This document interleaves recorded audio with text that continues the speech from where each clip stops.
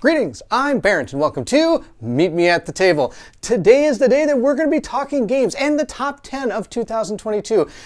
But it's February. Why are you doing it now? That's a great question. The reason I'm doing it now, of course, is because there were, I think, 3 or 4 games that hit in December.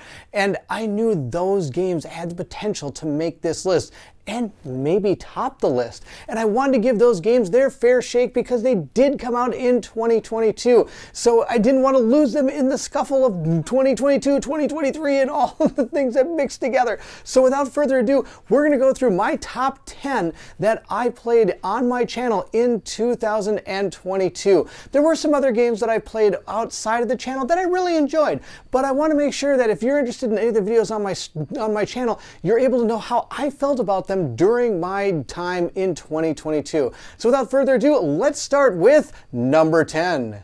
Key Enigma is not necessarily a game, it's a whole series of games.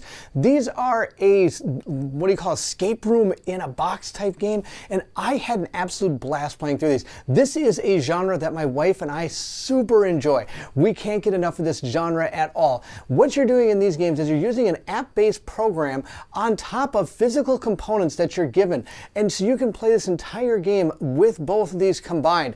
It gives you hours of enjoyment, and there's multiple themes that this company has explored.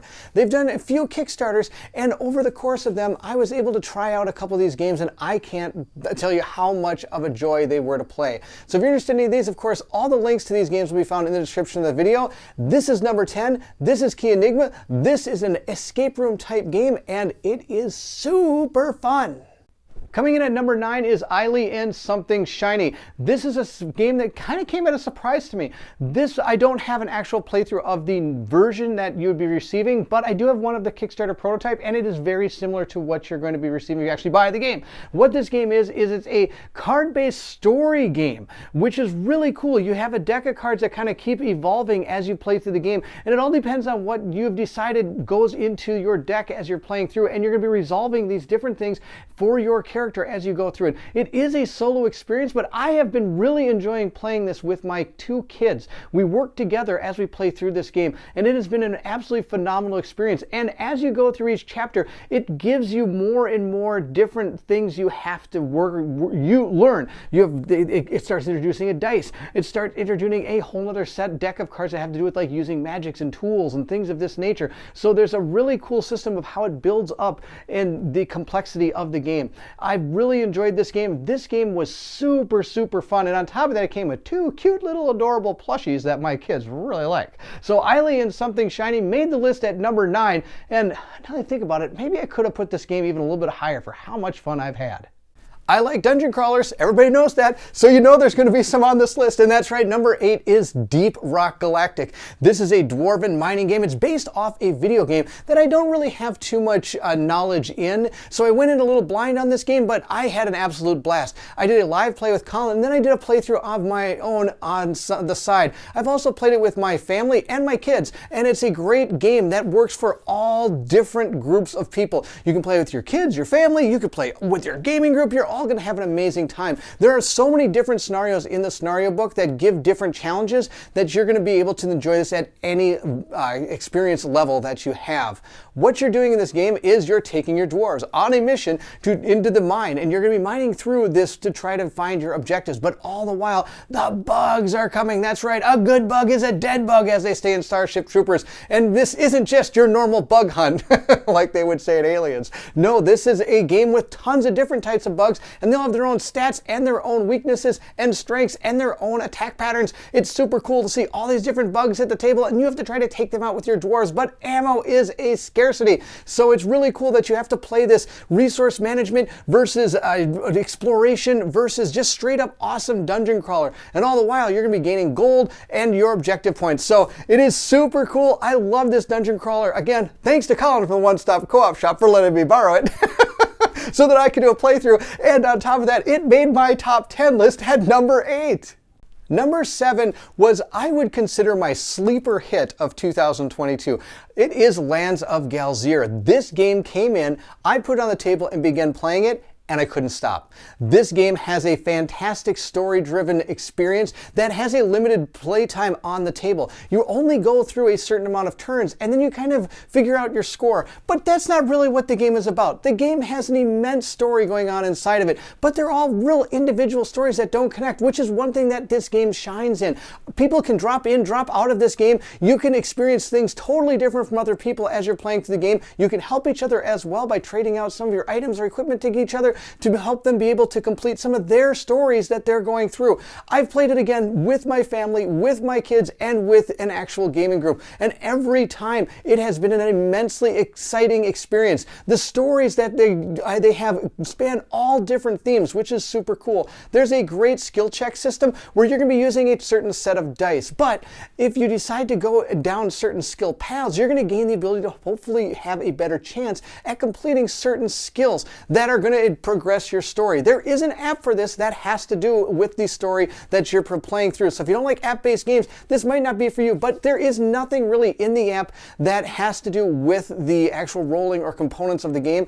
All that is on the table in front of you. This game goes from summer to winter. You play different seasons. It's so much fun. I can't get enough of this game. Every time this comes to the table, I can't wait to continue playing it when it hits the table. And on that note, it doesn't take much to set up. Its table presence isn't that big. It's a fun little game that you can get to the table super easy, have a super fun time, put it away, and bring it out anytime you want to enjoy some more story-based content. So there you have it. That is number 7, my sleeper hit of the year, Land of Galzyr. Coming in at number 6 is Skyrim, the adventure board game. This is going to bring me back to my video game roots. Yes, I have played Skyrim. No, I have not beat Skyrim. It's an immense open world adventure game, and the board game captures that very well. You're going to be a character in the world of Skyrim, and you can play cooperatively if you wish to. And you can explore the world and find a bunch of quests that you're going to be going on. This is a very quest-based adventure system that uses a skill check-based system for not only completing the quest, but also for combat as well. You're going to travel the lands, find a whole bunch of different quests. You could go anywhere from getting a horse to joining the Brotherhood and go assassinating somebody. The world is technically kind of your oyster, but there's always a threat system that is underlying behind you. And as threat grows, the chances of losing becomes more real.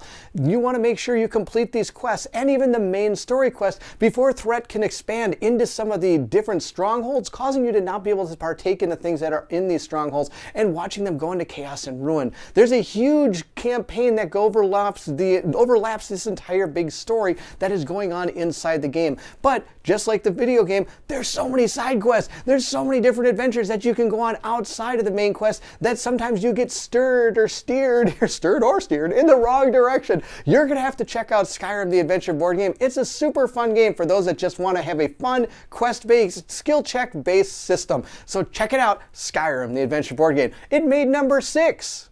Number 5, we're going to see Stars of Akarios. Stars of Akarios is a ship combat space exploration game. Sounds super cool, and it is. You're going to be able to explore the planet as individuals, and it's very similar to the Seventh Continent tile system where as you're exploring, you're going to be revealing new areas to go through these different tiles and things or cards. And then when in space, you're going to be battling different enemies that have completely different AI decks, and you're going to be powering up your ship and bringing along different weaponry and different abilities for your crews that you're going to have to implement in order to take down each enemy that you're fighting. And all of them have scenario-based objectives that you're going to be going through. There is a hit deck that is similar to the Gloomhaven style deck that is going to be adding and subtracting from the damage value of your different weaponry that you use in combat. I've really enjoyed this game. The enemies are quite unique and quite different, and they all have different turn-based systems that are going on and whether or not when they react to you. And the actual gameplay is super fun, being able to try to maneuver your ship where you want it to go, but most of the time it never goes where I want it to. So it's a really cool puzzle in the way that you have to fly your ship versus their ship to try to be able to get in arc to be able to hit them without him hitting you. It has a lot of neat strategy that goes on. So Stars of Akarios, great combat, ship, exploration, planet, fantastic, super fun game, and it's here at number 5. There's only 4 left. Only 4. This has to be the toughest top 4 I have ever done in the history of ever. I went through these games, I rank them in different categories. I put them whether I would come back to this game, whether I wouldn't come back to this game, whether I would enjoy the character system versus the combat versus the story versus everything. I went through and like made hundreds of categories as to how to categorize each one of these and try to find a top winner. I couldn't do it. As far as I'm concerned, these four are in no particular order because they're all four of the most amazing games that came out in 2022 and potentially could take the top spot in any game I've ever played. These four are amazing. So I'm just going to start off with the top four, and I know for a fact some people might be like, no, that should have been the top one, and it definitely could have been. There's nothing saying any of these four could not have made the top spot. But at number 4, I'm putting Aeon Trespass Odyssey. This is unbelievable. This is a boss battling game that has resource gathering, which you're going on an expedition on the Argus in the Greek theme. It is an amazing game. It has a completely huge overarching story that you get to explore the world and find different people and different things and different creatures. And it's so much fun. There's so many different things that layer on top of layer on top of layer. You have production, you have exploration, you gain resources, you get to craft, you get to battle huge bosses. This game is amazing. The combat system is super good. You're going to be fighting the boss, and as you're fighting it, it becomes tougher and tougher and really starts digging in to try to take you out, while all the while you're raging up to try to take this thing out as well. It's a really vamped up system that makes your blood boil as you go into the combat. The exploration has this huge epic story that, again, has choices that are not necessarily good or bad. They're just the way you want to make the game come out for you. And it could help you in one way, but hinder you in another. The stories are immensely entertaining. The bosses are completely different and fun to play against. And just being able to power up your titans to be able to fight is super fun in this game. So Aeon Trespass takes number 4. Could it have taken number 1? It probably could have, but all 4 of these games are going to be amazing. So I'm just going to start here. Aeon Trespass, number 4. We're taking a left turn and then a right turn to get to ISS Vanguard, number 3. ISS Vanguard comes in at number 3. Again, could be number 1.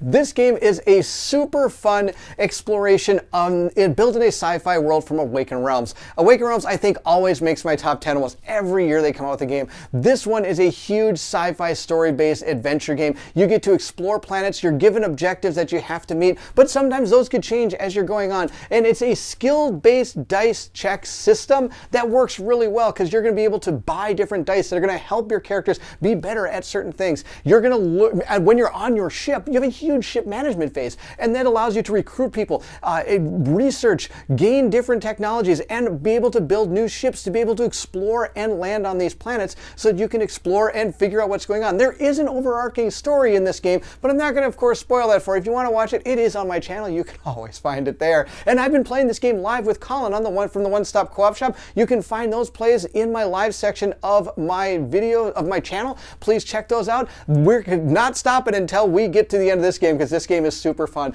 I love space exploration. I love being able to build people up and make things and make our ships awesome, be able to travel the universe. This has been super fun, and we're just scratching the surface, and I'm excited to see how this game continues to go forward. So there you go, a ship management, a exploration dice check system game by Awakened Realms, ISS Vanguard, number 3. You knew this was on the list. This is number 2. This is Nemesis Lockdown. This game is super good. I am a huge Aliens fan, and every time I jump into Nemesis, either the core game or this new one, Lockdown, I can't stop playing. I have a blast. This game is creepy. This game is hard. This game is super enjoyable. You're given objectives that you have to try to meet, and if you play semi-co-op, sometimes you're not going to be working with the right person. They might have their own agenda against you. But there is, of course, a completely cooperative way of playing this as well as a solo way of playing this. This game has a lot going for it. And when Lockdown was released, it even has a campaign. It's a short one, but it's still a ton of fun to play through. If you're interested in seeing any of that, that is, of course, on my channel. What I like about this game game is that you never know if you're able to take out these different intruders. And there's so many different kinds of intruders that you've been able to gain through different Kickstarters that I'm able to play with all these different kinds with all these different characters, and they all have strengths and weaknesses. This game is amazing. This game is Awakened Realms. This game embodies what Alien is, and I really have a fun time every time this game hits the table. And I've done multiple plays through it, and I still continue to enjoy it, and I'm probably still going to keep doing multiple plays on it because I can't get enough of Nemesis. You go through different rooms, you have to try to complete your objective without causing any of the 92 different ways of losing to happen. So Awakened Realms obviously produces fantastic games, and Nemesis is no different. Nemesis Lockdown hits us at number 2. It's Oathsworn. It's number 1. It's amazing. There is so much going on in this that's super cool. The story is super engaging and is really meaningful and has a lot of twists and turns as you're going through it. The one thing I actually enjoy about this game is that it kind of feeds you into the boss battle. But how you get there is a branching story. So it gives you this ability to experience the story your own way, but you're still going to get to that linear moment where you fight this boss, which is super cool because all these bosses are unique. Every one of them is different. There are miniatures or standees, whichever way you went, that you're going to be fighting against, and it's a fun boss battler. You're taking your characters, your group of 4 Oathsworn, to try to defeat these bosses using dice, or you can use cards if you're interested in having more of a predictability into how your battle is going to take place. All the Oathsworn play completely different, and if you don't want to try to handle all these different Oathsworns, you can actually handle a smaller version of the Oathsworn that only has a couple different things they can do, but makes you continue to move the game forward and enjoy it at your own pace. This game is amazing. Again, I have been playing this game live with Colin over at the One Stop Co-op Shop. We can't get enough of this game. This game is number 1. It has amazing production value. It has an amazing story. It has super cool characters to be able to play. And the card system that you use for this battle flow system has been an absolute joy to experience. So if you're into boss battlers with a unique story that still gets you to where you need to go, then this game is for you. This game is Oathsworn. This game is number 1. So there you have it. That is my top 10 list from 2022. Again, a little late getting to it, but as you can tell, there were a few games that arrived in December that I had to make sure I gave a fair shot to see if they were going to be placed on this list at all. And I think it was like Aeon's Trespass, Skyrim, and ISS Vanguard all came about that same time. And shocking, they all made the list because they're all good.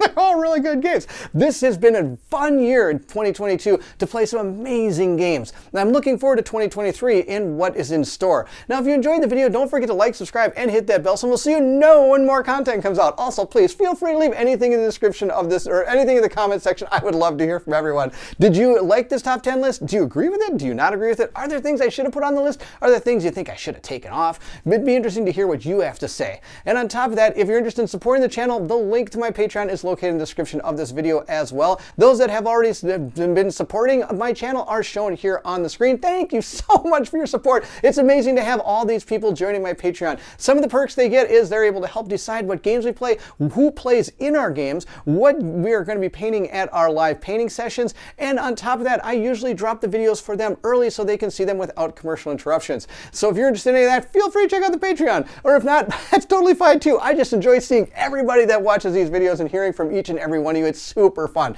We're moving into 2023. Actually, it's already started. We're already 2 months in. So we're going to see what games are coming out in 2023, and I'll be making a list next year of some hopefully amazing games. I can't imagine there aren't going to be amazing games. Every year there are. So thank you so much for watching. And if you're excited to see what comes next, then I need you to meet me at the table.